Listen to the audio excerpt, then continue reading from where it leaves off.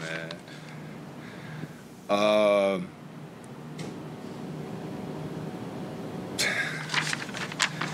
There's a stat here I can't say because I'll get fined. So, just we just got to compete a little harder, play better. It's really simple. I don't know really else to say, but. Offensively, as you're obviously some players are still slumping. You guys just need to kind of stay together during difficult times. Just keep believing in each other. Keep believing in our system. Keep believing in what we do. Everything will work. Just gotta keep playing the game. It's a long season. I saw us get a little better today as a team, and there's I'm not here for the moral victory, but to answer your question, there's some good in this, and there's some good tape in here that we could really use, and like you said, when the shots are falling, and if we play a little harder, more together, and kind of play with the keeps getting better from what we played tonight, I think that we could be the team we're talking about to being.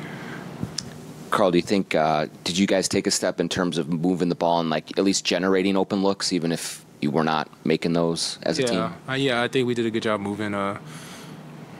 We just didn't hit the shots, especially when we needed it to, and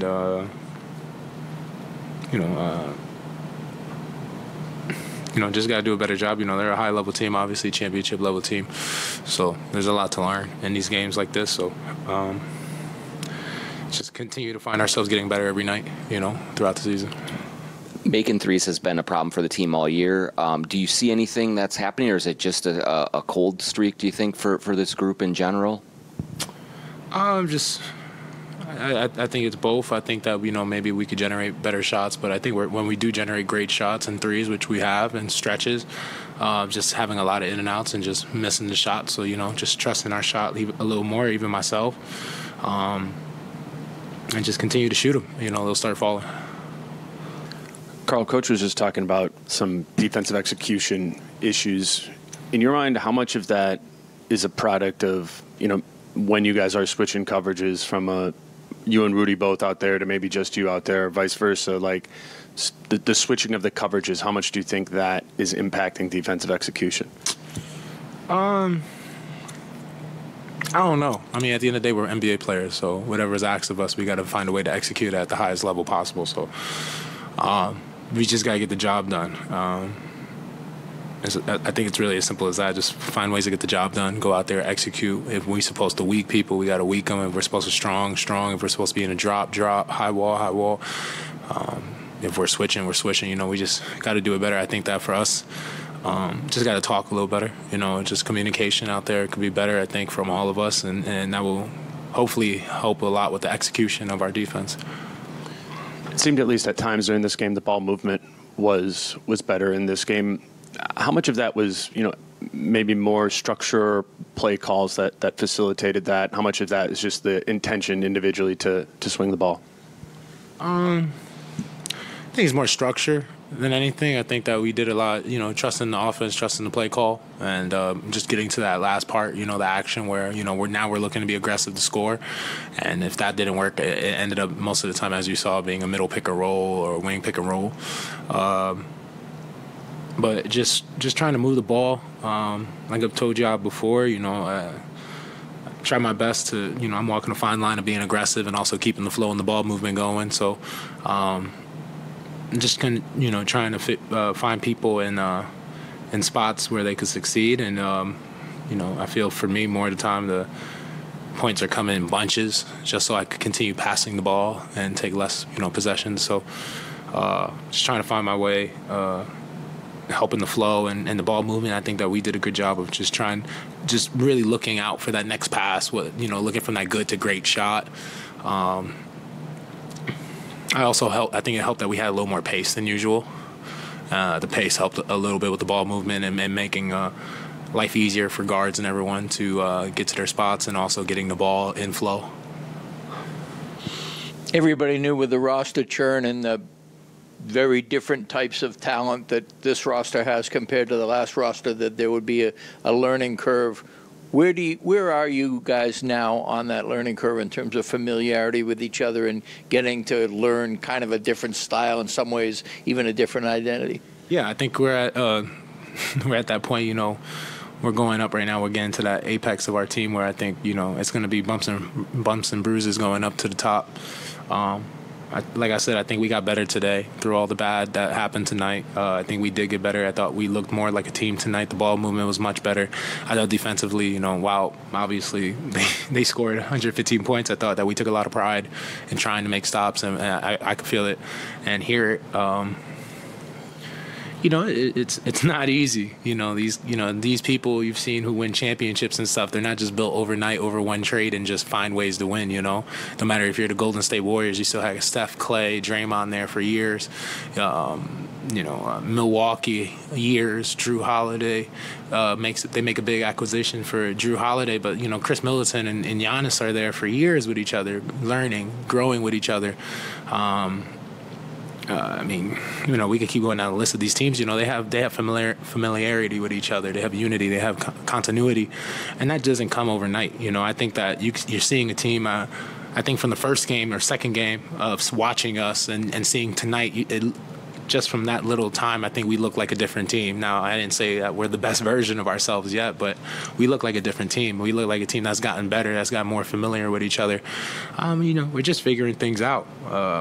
Not making excuses for how we're playing, not making excuses for why the wins haven't came when we should have found ourselves winning, being on the other side and on the having expensive lessons, finding ourselves winning a game, but not really, having it all figured out and just trying to figure it out in tape and practice while finding ways to win every night.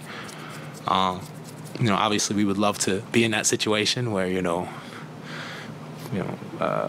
find ourselves, 6-3, 5-4, 7-2 maybe, but we're in the situation we're in now, but we are getting better, and it's a long season. If anyone knows, I know. So just gonna continue to grind, continue to find each other in the offense, continue to trust each other on the defensive end, and continue to execute at a level that garners ourselves a playoff spot and beyond. Which end of the court do you think this team is more comfortable with each other?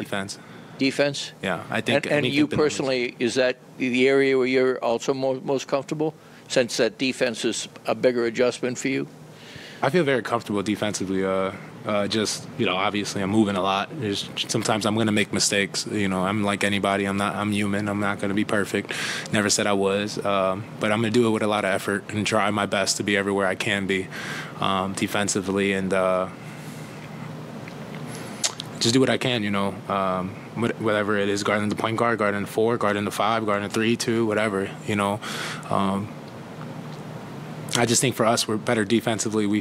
The numbers prove it. I think, I don't know what we're at now, but I know I've been told before we were a top 5 defensive team or number 4. So numbers prove it. I think we're like a bottom 5 offensive team. So, women lie, men lie, numbers don't. So got to know that we're more comfortable on the defensive end. And I feel for us, when you look at our roster, you see how much offensive firepower we have. Things are going to turn around just naturally, just because people are more in rhythm. And we're going to figure out each other more with knowing where everyone likes the ball and likes to get the ball and how we can get each other open. There's a lot of potential to unlock for us offensively and especially defensively, but just offensively, just to get to that point where we need to be. It's exciting, Obviously, these nights hurt. They hurt very bad, but that comes with that's the gift and the curse of being an NBA player. You're not going to win all 82. It's not like high school or college or AAU. You're going to lose some games. You just got to learn. Carl, you were referencing Golden State, Milwaukee, in their kind of championship pedigree. What maybe qualities do you see in those caliber of teams that you would like this team to adopt as the season goes along? I think just more for us to have a mindset that, I think when I watch those teams play, they play as if everything is Game 7 of the finals, I think they treat everything with that kind of level of execution and discipline and seriousness, So I just think that's something we got to reach, and it's not going to come overnight. I watch, the Warriors and stuff play, and you just see how hard they play and how much they move, and also obviously because of how long they've been with each other, you just see them moving without the ball, and they just already know where everyone's going to be. So they're making no-look passes to spots on the court. They're not passing it to the people. They're passing it to that area of the court, and just things are happening. People are always there. So, just want to get there, and obviously we're not going to get there overnight. They've won multiple championships throughout the years in this decade, so just got to make things happen. Karl, with the quick turnaround tomorrow, what do you think is probably the most important the most important piece for your team to come in? Does it just seem so tight with the late night and then coming in, and Houston's been sitting here, all of that? Like, what do you think is just the most important thing for you guys coming in tomorrow? I just come here, heads up, held high, and play hard. Just play hard. Regardless if the shots are not falling or not, I think if we play hard, we'll find ourselves with a lot of second chance points and a lot of transition buckets, which I think it's something that has really been hurting us, is the lack of transition points we've garnered and generated. So I feel like if we could take care of that part, just the playing hard part, I think everything will take care of itself. On the flip side, too, about back-to-back, it's the same thing. We could be playing in Miami one day and be playing San Antonio the next day. You're going to get in at 1:32 in the morning. So, it's cool that you only get to drive for most of us a max 20 minutes away, get home, have food in your own house, be in your own bed, just like practice.